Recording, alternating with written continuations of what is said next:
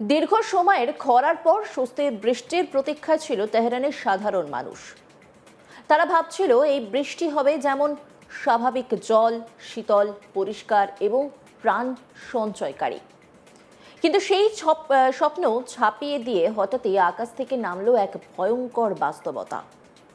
খোলা আকাশ থেকে ঝরতে লাগলো কালো বিষাক্ত বৃষ্টি, যা শহরের রাস্তাঘাট, গাড়ি এবং বাড়ির বারান্দা পর্যন্ত ঢেকে দিল একটা অদ্ভুত এবং আতঙ্কজনক আবরণে। সাধারণ জল নয়, বরং এক ধরনের বিষাক্ত কণার মিশ্রণ, যা দেখতে অনেকটাই তেলের মতো।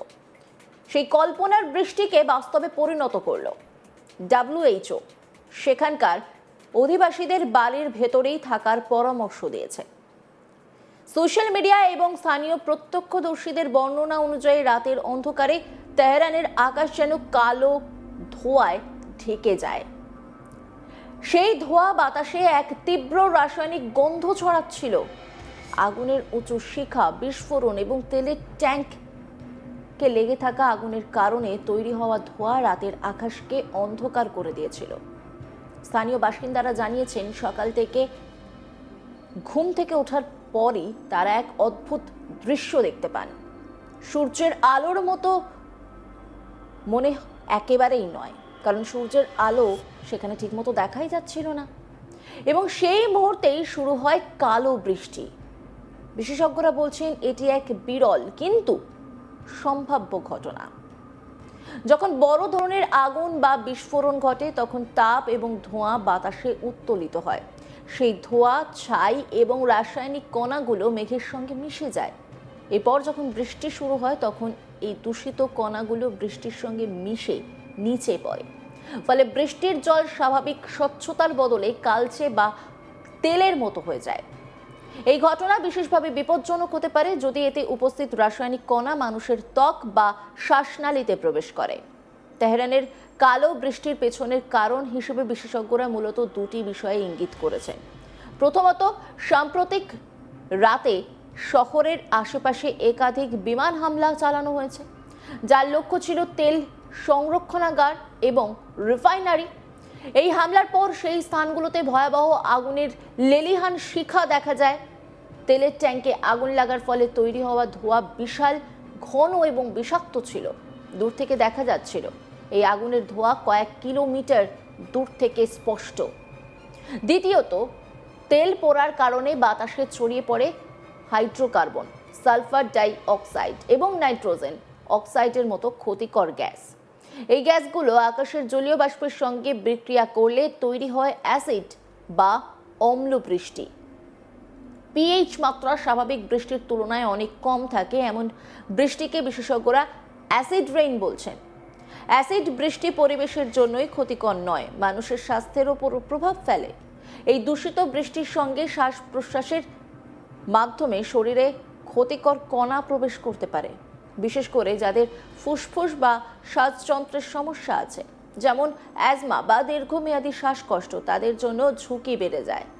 দূষিত কণাগুলো ফুসফুসে প্রবেশ করলে কফ, শ্বাসকষ্ট, গলা জ্বালা এবং শ্বাস নেওয়ার কষ্ট হতে পারে। দীর্ঘ সময় ধরে এই দূষিত পরিবেশে থাকা মানে ফুসফুসে প্রদাহ বা গুরুতর শ্বাসনালী রোগের সম্ভাবনা। চোখ এবং ত্বকের জন্য এই দূষিত বৃষ্টি বিপজ্জনক, বিশেষ করে চোখের সংবেদনশীল অংশে পড়লে জ্বালা, লালচে ভাব, জল পড়া এবং দৃষ্টি ঝাপসা হয়ে যাবার মতো সমস্যা দেখা দিতে পারে। ত্বকের সংস্পর্শে এলে জ্বালা, লালচে দাগ বা র্যাশ তৈরি হতে পারে। ত্বক বিশেষজ্ঞরা সতর্ক করে বলছেন, যদি রাসায়নিক দূষণের মাত্রা বেশি হয় তাহলে ত্বকে রাসায়নিক পোড়ার মতো সমস্যা দেখা দিতে পারে। সাধারণ মানুষ এবং জরুরি পরিষেবা সংস্থা উভয়ই সতর্ক বার্তা দিয়েছে। বাসিন্দাদের বাড়ির ভেতরে থাকার পরামর্শ দেওয়া হয়েছে, বিশেষ করে বৃষ্টির সময় বাইরে না যাওয়ার জন্য বলা হয়েছে। স্বাস্থ্য সংস্থা জানিয়েছে, এই ধরনের দূষিত বৃষ্টি শরীরে অল্প সময়ের জন্য পড়লেও তাৎক্ষণিক মারাত্মক প্রভাব পড়ে না, কিন্তু দীর্ঘ সময়ের সংস্পর্শ বিপজ্জনক।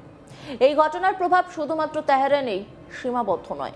আন্তর্জাতিক পরিবেশবিদ এবং স্বাস্থ্য বিশেষজ্ঞরা বলছেন, যুদ্ধ বা সংঘাতের প্রভাব সীমান্তে সীমাবদ্ধ থাকে না।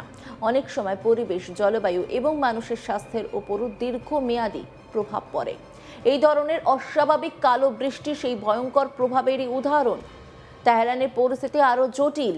আগুন এবং ধোঁয়া যখন দীর্ঘ সময় ধরে চলতে থাকে তখন বাতাসের দূষণ আরও বেড়ে যায়। স্থানীয় প্রশাসন এবং পরিবেশ বিশেষজ্ঞরা দ্রুত আগুন নিয়ন্ত্রণ এবং বাতাসের দূষণ পর্যবেক্ষণের ওপর জোর দিচ্ছেন। স্থানীয় মানুষের নিরাপত্তা এবং স্বাস্থ্য সুরক্ষা নিশ্চিত করা এখন প্রধান কাজ। একদিকে যুদ্ধ, অন্যদিকে পরিবেশগত এবং স্বাস্থ্য ঝুঁকি, এই দুই মিলিতভাবে তেহরানকে একটি বহুমাত্রিক সংকটের মুখোমুখি করেছে। শহরের সাধারণ মানুষ ভয়, উদ্বেগ এবং নিরাপত্তাহীনতার মধ্যে দিন কাটাচ্ছে। বিশেষজ্ঞরা সতর্ক করছেন, এই ধরনের দূষিত বৃষ্টি শুধুমাত্র চোখে দেখা যায় না, বরং এটি মানবদেহ, পরিবেশ এবং জলবায়ুর ওপরও মারাত্মক প্রভাব ফেলতে পারে। এছাড়া আন্তর্জাতিক মহলও তেহরানের দিকে মনোযোগ দিচ্ছে। বিশ্ব স্বাস্থ্য সংস্থা এবং অন্যান্য পরিবেশ ও স্বাস্থ্য সংস্থা সতর্কবার্তা জারি করেছে। তারা বলছে, দূষিত বৃষ্টি শুধুমাত্র স্থানীয় নয়, আশেপাশের এলাকায় ক্ষতি করতে পারে। দীর্ঘমেয়াদে যদি এই পরিস্থিতি অব্যাহত থাকে তবে শুধু মানুষ নয়, পশু পাখি, গাছপালা এবং জীববৈচিত্র্য প্রভাবিত হবে। বিশেষজ্ঞদের মতে এই ধরনের ব্ল্যাক রেইন বা কালো বৃষ্টি আগেও ইতিহাসে দেখা গেছে, কিন্তু তেহরানের এই ঘটনাটি পরিস্থিতির তীব্রতা এবং বিস্তৃতর দিকে ইঙ্গিত দিচ্ছে, যা অনেক বেশি উদ্বেগজনক।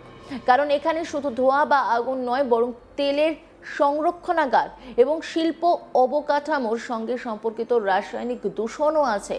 এই কারণে বৃষ্টির জল আরও বিষাক্ত এবং ক্ষতিকর। বাসিন্দাদের জীবনযাত্রা প্রভাবিত হয়েছে। রাস্তার ধুলো, মাটি, যানবাহনের গাড়ির ধুলো এবং বাড়ির দেওয়াল সবকিছু কালো জলে ঢেকে গেছে। বাজার, রাস্তাঘাট, দোকানপাট, শিক্ষা প্রতিষ্ঠান এবং কাজের স্থানগুলোতে ছুটি বা সীমিত কার্যক্রম শুরু হয়েছে। শহরের সাধারণ মানুষ এখন বাইরে বের হওয়ার আগে বিশেষ সতর্কতা নিচ্ছে। চিকিৎসা বিশেষজ্ঞরা সতর্ক করেছেন, দূষিত বৃষ্টি বা দূষিত বাতাসের সংস্পর্শে থাকা অবস্থায় শিশু, বৃদ্ধ এবং অসুস্থদের জন্য ঝুঁকি সবচেয়ে বেশি। তারা সুপারিশ করেছেন বাইরে গেলে মুখ ও নাক ঢেকে রাখার জন্য মাস্ক ব্যবহার করা এবং চোখ রক্ষা করতে চশমা পরার পরামর্শ দেওয়া হয়েছে। তেহরানের এই পরিস্থিতি এখন শুধু সামরিক বা রাজনৈতিক ইস্যু নয়, এটি এক পরিবেশগত বিপর্যয়, জনস্বাস্থ্য সংকট এবং দীর্ঘমেয়াদী প্রভাব ফেলতে সক্ষম এমন ঘটনা। আন্তর্জাতিক পর্যবেক্ষকরা বলছেন, যুদ্ধ এবং শিল্প কার্যক্রমের কারণে তৈরি হওয়া এই ধরনের দূষণ ভবিষ্যতে আরও চ্যালেঞ্জ তৈরি করতে পারে। বিশেষজ্ঞরা আরও জানাচ্ছেন, এই দূষণ নিয়ন্ত্রণ করতে গেলে আগুন দ্রুত নিয়ন্ত্রণে আনতে হবে। দূষিত বাতাস এবং বৃষ্টির জল পরীক্ষা করা এবং নিয়মিত মনিটরিং চালানো অত্যন্ত জরুরি। তেহরানের জনগণকে নিরাপদ রাখার জন্য পর্যাপ্ত জলবায়ু ও স্বাস্থ্য ব্যবস্থা নেওয়া হচ্ছে। অন্যান্য খবরের আপডেটের জন্য অবশ্যই নজর রাখুন আজ তাক বাংলার ইউটিউব স্ট্রিমিংয়ে। লাইক, কমেন্ট, শেয়ার এবং সাবস্ক্রাইব করতে ভুলবেন না।